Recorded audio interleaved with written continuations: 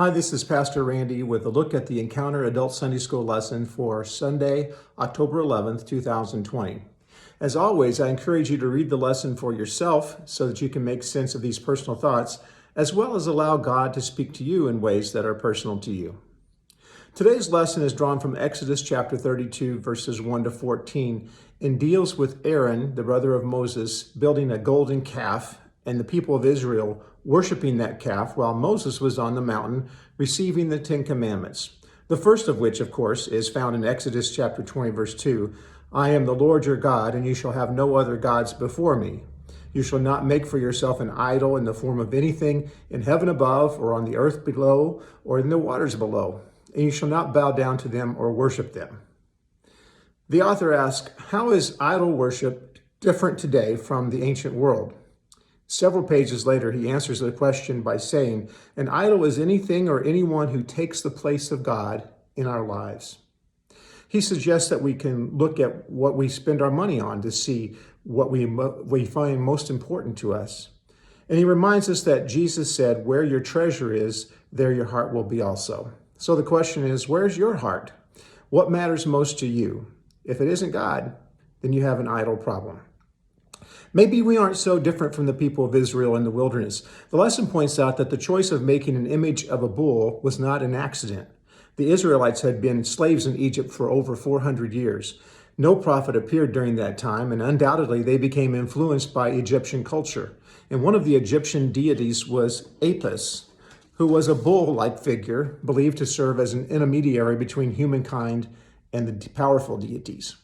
It could be that the people weren't rejecting God so much as seeking something familiar and comfortable that would serve as a mediator between them and this scary God on the mountain where there was flashes of lightning and the earth shook. Note that in Exodus chapter 32, verse 5, Aaron says, tomorrow there will be a festival to the Lord. So they weren't just rejecting God. They were just making God more comfortable and understandable. We are creatures that are drawn to the familiar and comfortable. And when I used to travel during the crop hail adjusting, I found comfort in walking into a Walmart wherever I was on the road because they had that same familiar feeling to them wherever I was. The same thing happens when we travel out of state or overseas. We're drawn to people who speak like us and have a common heritage and experience. But we don't learn as much about other countries when we retreat to the comfort of the familiar, the things and people that we can relate to. And we don't learn as much about God when we try to make God more comfortable and understandable to us. The author says that idolatry is always self-worship, creating God in our image instead of remembering that God created us in his image.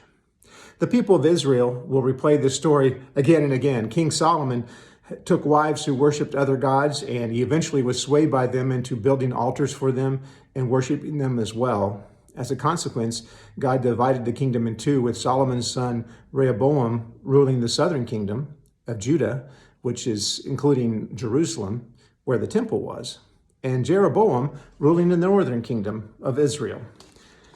Jeroboam also fell prey to the problem of wanting to mold God into a comfortable image, fearing that the people would miss being able to worship in the temple.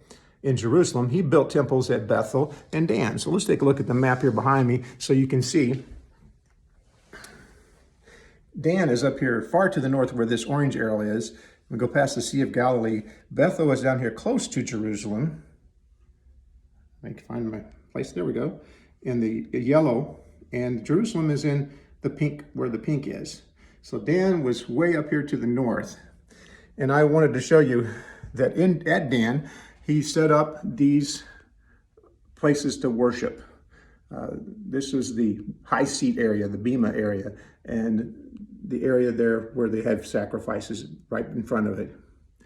Got to visit there in 2010. Anyway, Jeroboam didn't just set up a temple, he also set up a golden calf at each of these locations. And he said the words that were the very same words that the people of Israel said when Aaron built his golden calf. He said, here are your gods, O Israel, who brought you up out of the land of Egypt.